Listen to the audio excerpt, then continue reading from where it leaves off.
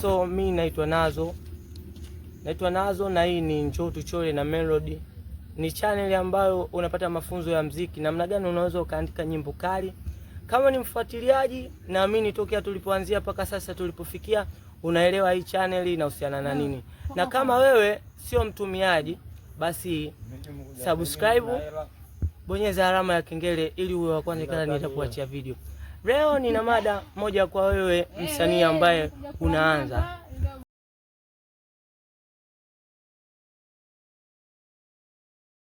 Kisho ambayo nishatoa huko nyuma, namna gani unaweza kuandika nyimbo mzuri. Kuandika nyimbo mzuri kuna namna. Sio ukikata unaweza ukapata nyimbo kali.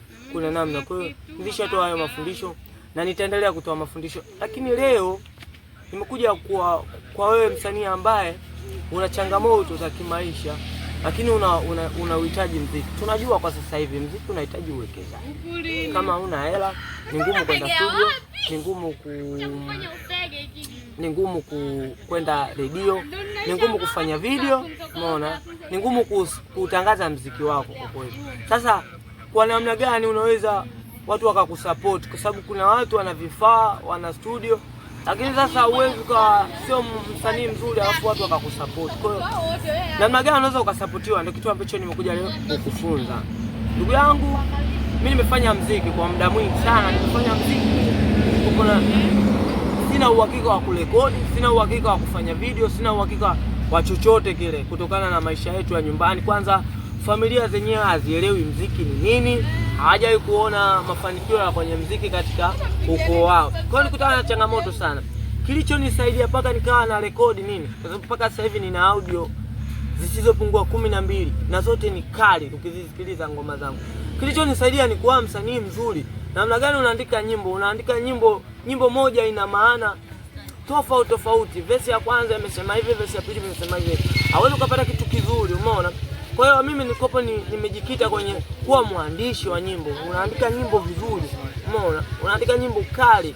Kwa mtu akisikiliza yeye mwenyewe anasema yani huyu jamaa katisha.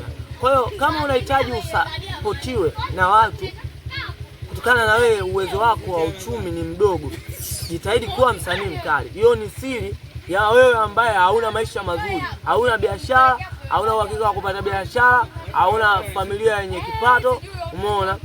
Utasapotiwaje na watu wenye hela? Kuwa msanii mzuri. Hii ni Njoo Tuchore na mimi ni Nazo. Njoo Tuchore na Melody inawafunza kila siku namna gani unakuwa msanii mzuri, unakuwa msanii bora ili uweze kutimiza ndoto zako. Wote duniani tunapenda kuwa na maisha mazuri.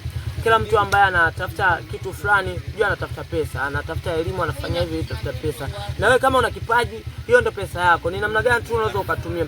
Usijidharau.